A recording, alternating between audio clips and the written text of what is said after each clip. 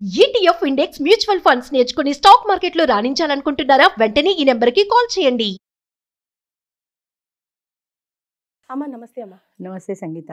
అమ్మ 60 ఏళ్ల వయసులో పెళ్లిళ్ళు చేసుకునే వారిని మనం ఈ మధ్య కాలంలో ఎక్కువగా చూస్తాం. అవును. వాళ్ళు ఒంటరితనం వల్ల పెళ్లిళ్ళు చేసుకుంటున్నారా?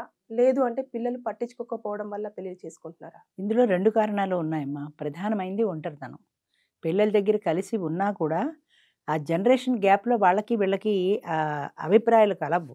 అంటే ప్రతి విషయంలోనూ కాకపోయినా కొన్ని కూర్చొని మాట్లాడుకునేటప్పుడు యంగ్ జనరేషన్‌దేమో వీళ్ళకి తొందరపాటు అనిపిస్తుంది.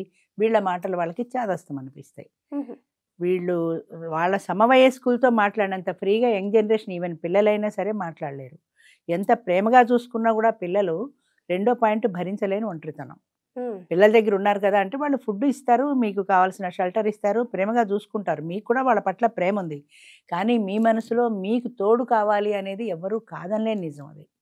అది ఎంత పిల్లలైనా సరే సాయంత్రం అయ్యేప్పటికి వాళ్ళ గదిలోకి వాళ్ళు వెళ్ళి పడుకుంటారు. ముసలోళ్ళకి నిద్ర పట్టదు. వీళ్ళకు ఒక కంపెనీ ఉంటే ఏదో కూర్చొని కబుర్లు చెప్పుకుంటారు. వీళ్ళకి కంపెనీ లేదు కదా, అది ప్రధానమైన అంశం. ఎన్ని రోజులు నాకు నిద్ర పట్టడం లేదు, నువ్వు తోడురా అని కొడుకుని అడుగుతారు, కూతురుని అడుగుతారు. సో వీళ్ళ సమవయస్కులైన మనిషి వీళ్ళకి మాట్లాడుకోవటానికి కావాలి. అంటే అదే ఒంటరితనము అప్పుడు పిల్లలు ఉన్నప్పుడు అనిపించదు కదా అమ్మ. ఇప్పుడు కోడలు వచ్చినప్పుడు పిల్లలు ఉన్నా కూడా అనిపిస్తుంది. అదే చెప్తున్నా, యంగ్ జనరేషన్ ఏంటంటే వాళ్ళ ఉద్యోగాలు, వాళ్ళ బాధ్యతలు, వాళ్ళ పిల్లలు, వాళ్ళు దానికి ఎక్కువ సమయం కేటాయించుకోవాలి. తప్పదు అది.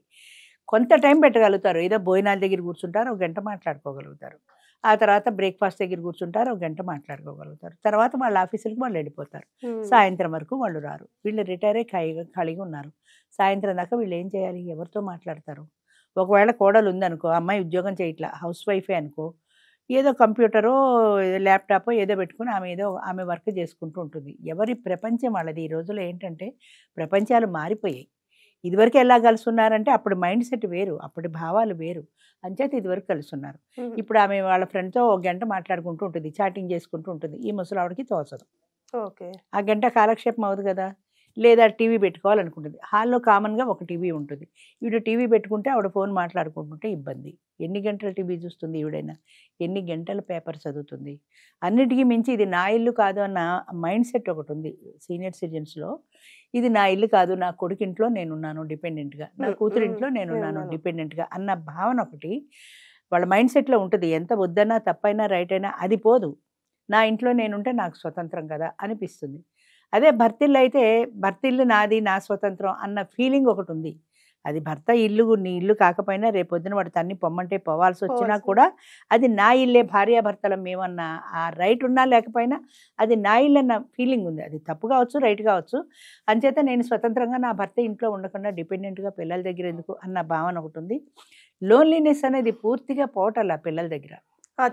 కొంతవరకే పోతుంది. ఎందుకంటే వాళ్ళు ఉద్యోగంలో బిజీగా ఉంటారు, భార్యాభర్తలు, వాళ్ళ పిల్లలు, వాళ్ళ ప్రపంచం వాళ్ళది ఉంటుంది.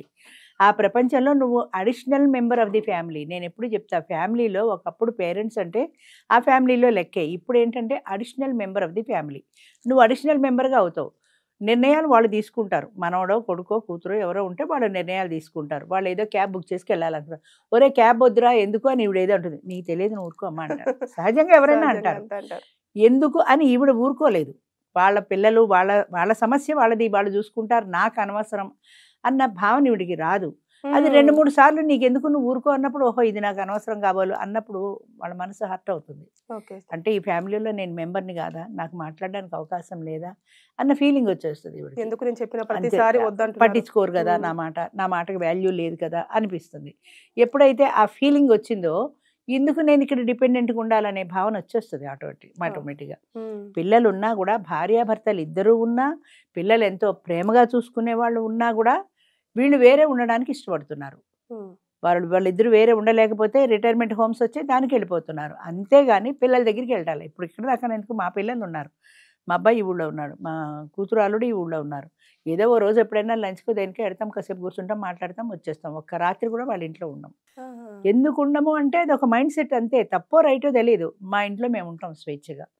అసలు ఇప్పుడు చుట్టాలింటికి వెళ్ళడం, పెట్టి సర్దుకు 2 రోజులు ఉండడం అన్న కల్చరే పోయింది. ఎవరిళ్ళకి వాళ్ళు వెళ్తున్నారు. ఇప్పుడు కొడుకు ఇంట్లో ఉన్నా ఆ అబ్బాయి ఉంటాడు, కూతురు ఇంట్లో ఉన్నా ఈ అమ్మాయి వాళ్ళ ఫ్లాట్లో వాళ్ళు ఉంటారు, మేము మా ఫ్లాట్లో ఉంటాం. అప్పుడప్పుడు కలుస్తాం, అంతే. అంతవరకే మించి అంతకు మించి ఉండాలి అనేది మైండ్ సెట్ సీనియర్ సిటిజన్స్ లేదు. మెయిన్ అంటే ఇప్పుడు వాళ్ళకి లేదు మా అవును. అంతకు ముందు గతంలో ఒక 10 ఉండేది సంవత్సరాల కదా, కదా జాయింట్ ఫ్యామిలీస్ ఉన్నప్పుడు ఉండేది. అలా ఆ అసలు తర్వాత సపరేట్ అయినా కూడా ఓల్డేజ్ హోమ్స్ ఇదివరకు ఇన్ని లేవు కదా, సీనియర్ సిటిజన్ హోమ్స్ అసలే లేవు.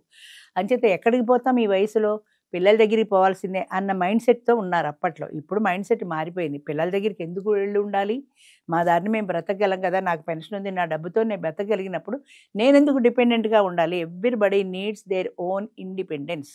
వాళ్ళ స్వేచ్ఛ, వాళ్ళ స్వతంత్రం ముసలాళ్ళు అయినా సరే 80 ఏళ్ళు వచ్చినా సరే పోగొట్టుకోవట్లేదు. ఓకే నేను ఒకళ్ళకి డిపెండెంట్గా ఉండను, నేను ఇండిపెండెంట్గా ఉంటాను. ఎంతమంది లేరు అపార్ట్మెంట్లలో. మా అపార్ట్మెంట్లో ఒక 25 మంది పైన సీనియర్ సిటిజన్స్ ఉన్నారు. అందులో 10 మంది పైన ఒంటరి వాళ్ళు ఉన్నారు. అందులో లేడీస్ 7 మంది 8 మంది లేడీస్ ఉన్నారు. అందరూ సింగిలే అయినా సరే వాళ్ళు అపార్ట్మెంట్లోనే ఉంటారు తప్ప పిల్లల దగ్గరికి వెళ్ళరు. కాలక్షేపం అంతా కూడా లేదంటే టైం పాస్ ఇక్కడే వాళ్ళ ఫ్రెండ్స్ తోటే అంతే, ఇక్కడే అయిపోతుంది. వాళ్ళ ఫ్రెండ్స్తో అందరు కూర్చుంటారు, సాయంత్రం కబుర్లు చెప్పుకుంటారు, సినిమాలకు వెళ్ళాలంటే సినిమాలకు వెళ్తారు, లంచ్ చేయాలంటే అందరు కలిసి లంచ్ చేస్తారు. ఒక్కొక్కసారి ఒక్కొక్క ఇంట్లో లంచ్ పెట్టుకుంటారు, ఎవరింట్లో వాళ్ళు ఉంటారు. అంతే, ఎవరి ఇల్లు వాళ్ళకి కావాలి, వాళ్ళ స్వతంత్రం వాళ్ళకి కావాలి, వాళ్ళ స్వేచ్ఛ వాళ్ళకి కావాలి. అప్పుడు వాళ్ళకు వాళ్ళ మైండ్ సెట్ కి సెట్ అయిన వాళ్ళు ఎవరైనా ఫ్రీగా దొరికితే పెళ్లి చేసుకోవడానికి అది వాళ్ళ ఇష్టం. అది సెకండరీ.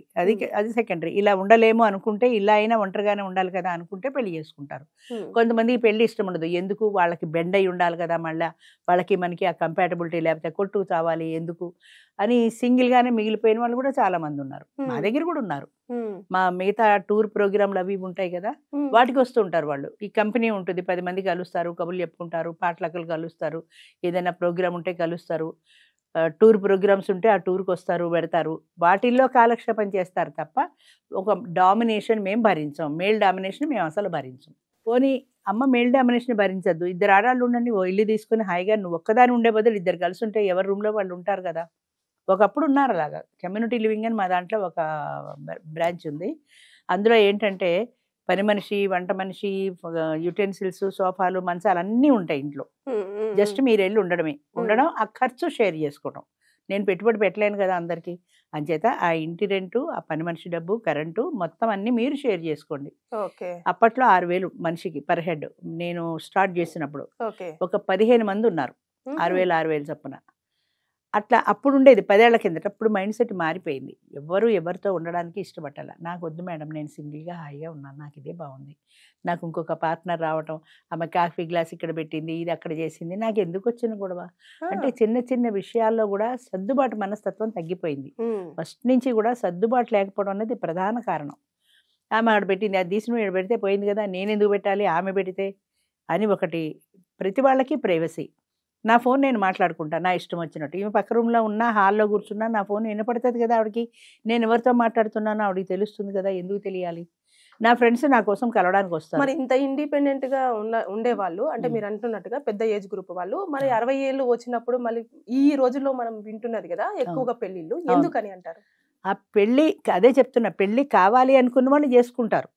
నాకు అసలు పెళ్ళే వద్దు, నేను పూర్తిగా ఇండిపెండెంట్గా ఉంటాను, నేను కాంప్రమైజ్ కాను లైఫ్లో, ఇంకోళ్ళు ఉంటే డామినేషన్ భరించాలి అని వాళ్ళు చేసుకోవట్లేదు. మా దగ్గర కూడా చేసుకునే వాళ్ళు చాలా మంది ఉన్నారు, చేసుకున్న వాళ్ళు కూడా చాలా మంది ఉన్నారు. మొన్న నేను మా మెంబర్ ఒక ఆమెకు ఫోన్ చేశాను, ఈ మధ్య నువ్వు రావటం లేదేంటమ్మా, తీసేనా గ్రూప్లోంచి అని. అంటే అమ్మ మీరు గ్రూప్లోంచి తీయద్దు, నా మైండ్ ఇంకా పెళ్లి చేసుకోవడానికి సెట్ అవ్వలేదు, నేను చేసుకోనా మా అన్న ఆలోచిస్తున్నాను, మిగతా అన్నీ ఉన్నాయి కదా యాక్టివిటీస్, టూర్లు వెళ్తాము, అప్పుడప్పుడు కలుస్తాము, వీటన్నింటిలోనూ నేను హ్యాపీగా ఉన్నాను, నా లైఫ్ ఇలాగే వెళ్ళిపోయి ఉండి ఎప్పుడైనా పెళ్లి చేసుకోవాలంటే తర్వాత సంగతి, కానీ నేను ఇండిపెండెంట్గా ఉన్నాను, ఇలాంటి ప్రోగ్రాంలో అందరినీ కలుస్తున్నాను, నాకు ఇది బాగుంది, అంచేత నేను ఇలాగే ఉంటాను అనేవాళ్ళు కూడా ఉన్నారు. Both types are there. అంటే లోన్లీనెస్ భరించలేను, నాకు ఒక తోడు కావాలి అనుకున్న వాళ్ళు పెళ్లి చేసుకుంటున్నారు.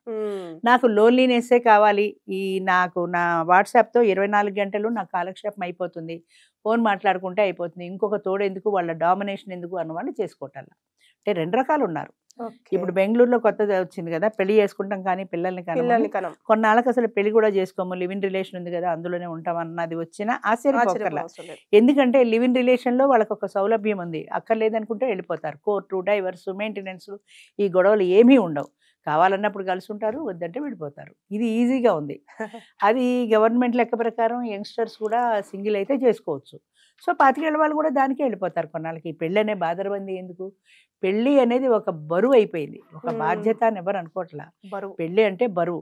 ఈ బరువు నా నెత్తి మీద ఎందుకు పెట్టడం అని పెళ్ళిళ్ళు అసలు 30 ఏళ్ళు వచ్చినా 40 ఏళ్ళకి పెళ్ళిళ్ళు చేసుకున్న వాళ్ళు ఉన్నారు. అది కూడా పేరెంట్స్ పోరుపడలేక. వీళ్ళకి పెళ్ళి అంటే ఇంట్రెస్ట్ లేదు.